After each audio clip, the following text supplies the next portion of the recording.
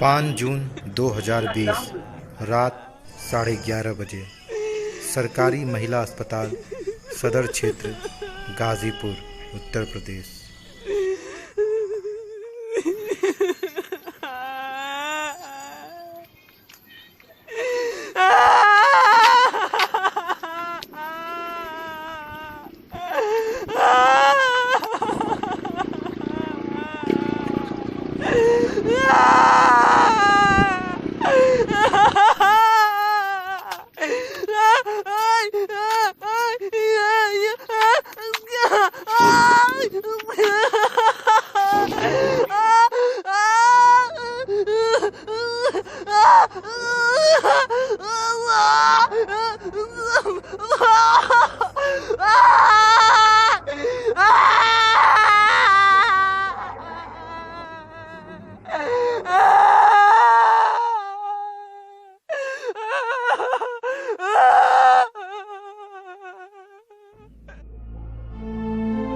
गए वहाँ से नर्स तमाशा करने लगी।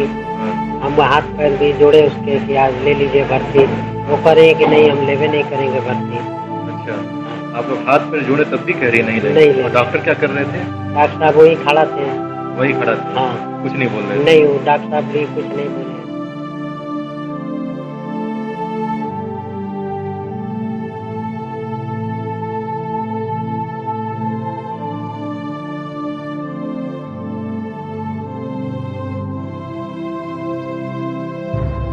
सरकार गरीबों की सुनो तभी तो वो तुम्हारी सुनेगा।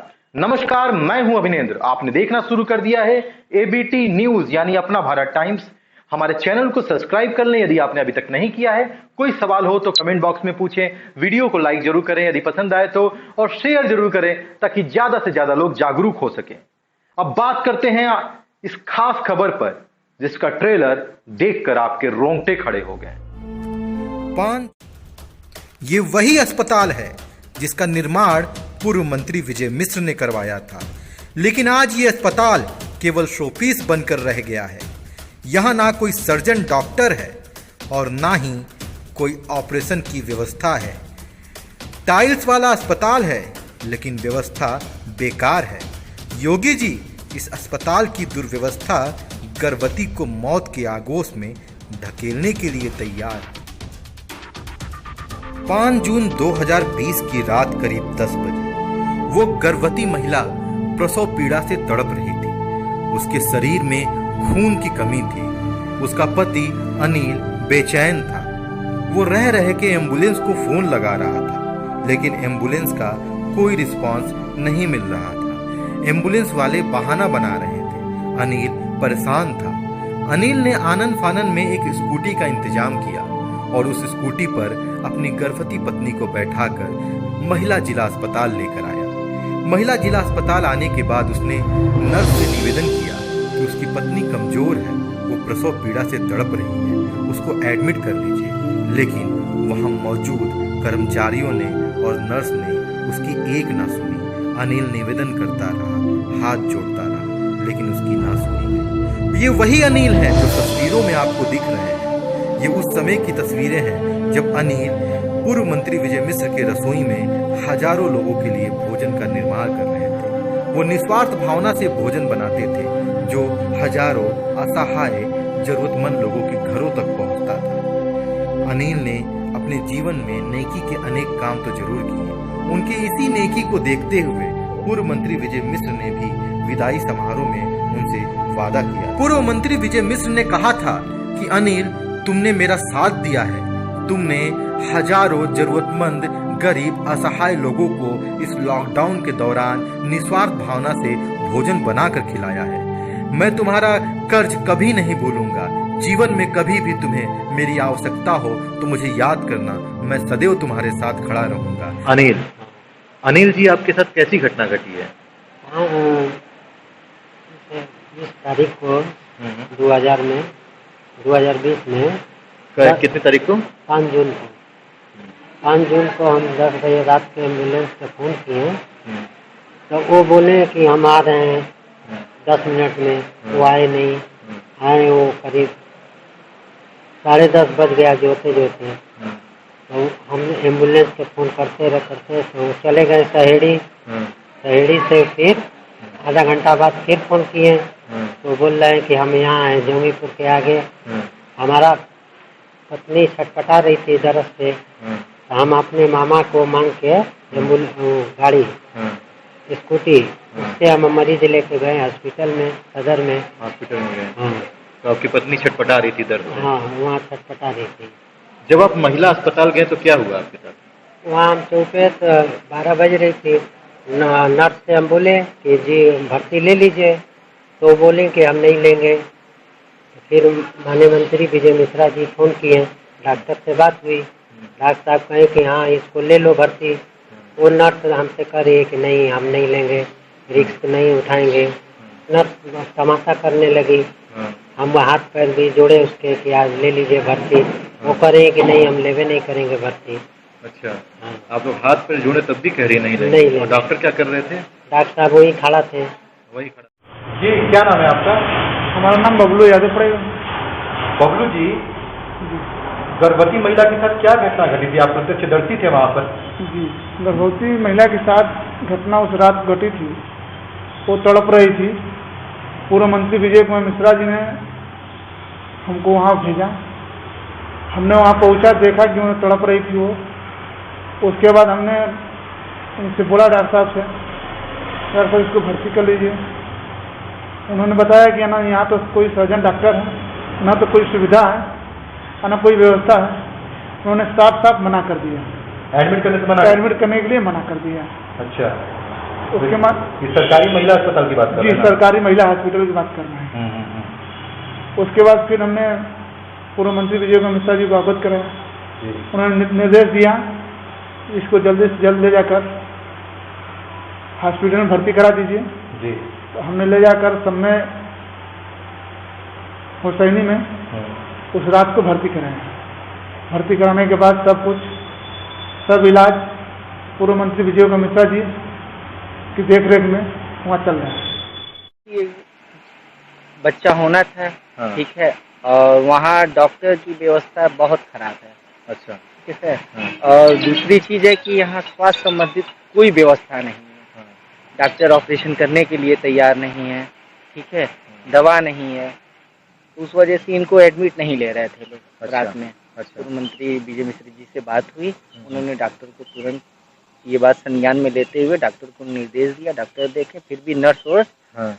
मतलब सुबह आइए, हाँ, कल आइए। हाँ, तो जिसकी हालत खराब है उसको तो तुरंत तो ट्रीटमेंट की ज़रूरत है। हाँ, तो मंत्री जी ने तुरंत समय गोसिया हॉस्पिटल हाँ, एमडी से बात करके हाँ, तुरंत यहाँ उनको ले आने का व्यवस्था कराया, हाँ, एडमिट कराया। हाँ। फिर जब ब्लड की जांच हुई, काफ़ी कमज़ोर हो चुकी थी वो महिला। हाँ, फिर क्या कहते हैं, तो 2 यूनिट ब्लड हाँ। की आवश्यकता थी और ब्लड भी ए नेगेटिव।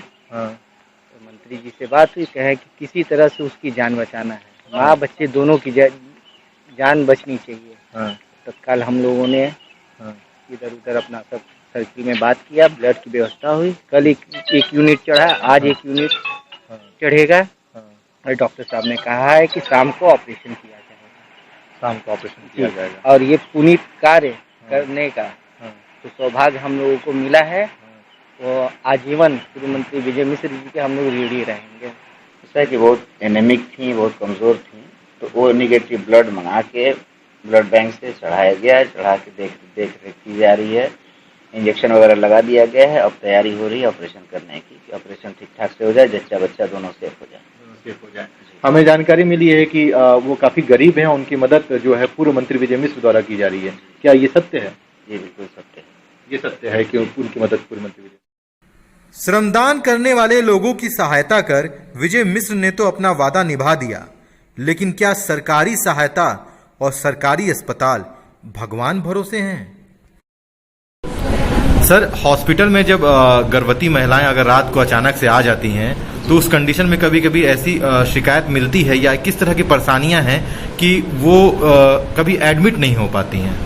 नहीं, एडमिशन का जहाँ तक सवाल है तो हमारे यहाँ एडमिशन तो प्रॉपर होता है, सभी का होता है, लेकिन जहाँ पे ऑपरेशन वगैरह की नौबत आती है, जहाँ पे हमें तुरंत ऑपरेशन की नौबत रहती है, उस कंडीशन में हम एडमिट नहीं कर पाते हैं, क्योंकि ये जो मैटरनिटी वाला मैटर है ये बहुत ही अनएक्सपेक्टेड चीज़ें होती हैं।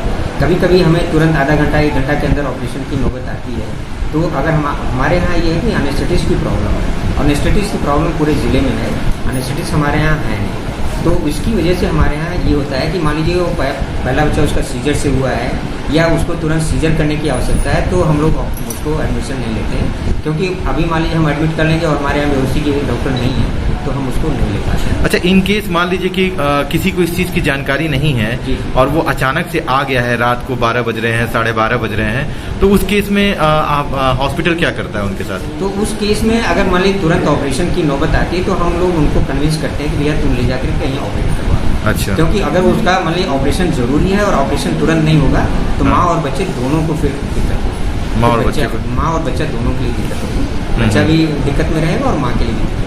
तो जो परेशानियां अस्पताल के अंदर हैं, जो सुविधाएं नहीं हैं, तो उसके लिए आप लोगों ने आगे कभी अप्रोच किया? इसको तो हम लोग हमेशा इसको सीएमओ साहब को बताया जाता है, एडी साहब को बताया जाता है, शासन के स्तर पे भी हम लोगों का बराबर पत्राचार हो रहा है।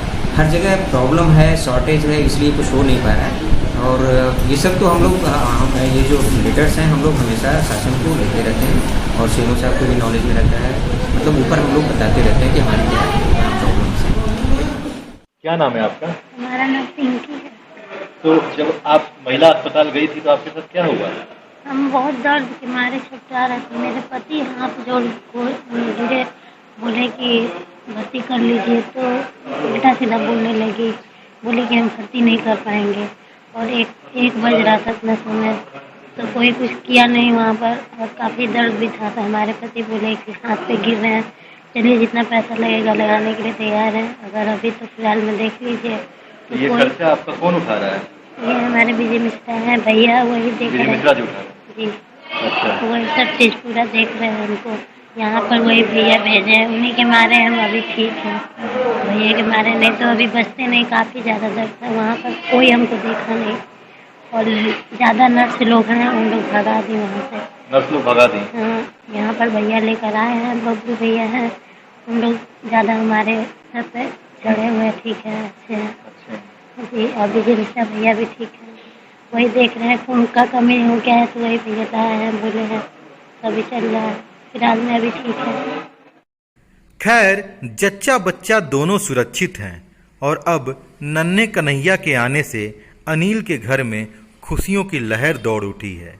अनिल फूले नहीं समा रहे हैं और पूर्व मंत्री विजय मिश्रा को धन्यवाद पर धन्यवाद दिए जा रहे हैं।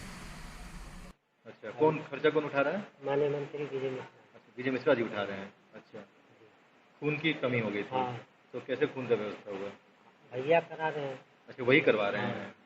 टोटल खर्चा वही उठाए। इस मुद्दे पर एबीटी न्यूज ने पूर्व मंत्री विजय मिश्र से वार्ता की। विजय मिश्र ने कहा कि हम मुख्यमंत्री योगी आदित्यनाथ जी से जनपद में सर्जन व अन्य विशेषज्ञ डॉक्टर सहित सभी स्वास्थ्य कर्मियों के लिए जितने भी पद रिक्त हैं उस पर जल्द से जल्द तैनाती करने की मांग करते हैं, जिससे जनपद की स्वास्थ्य संबंधी स्थिति ठीक हो सके। तो हम भी सैल्यूट करते हैं ऐसे जनप्रतिनिधि की जिन्होंने एक असहाय गरीब की सहायता की, और सैल्यूट है उस अनिल कुमार की भी जिसने हिम्मत दिखाई। और सवाल करते हैं हम जिला अस्पताल और सरकारी अस्पतालों से कि उनकी सुविधाएं कब सुधरेंगी। आप देखते रहिए एबीटी न्यूज।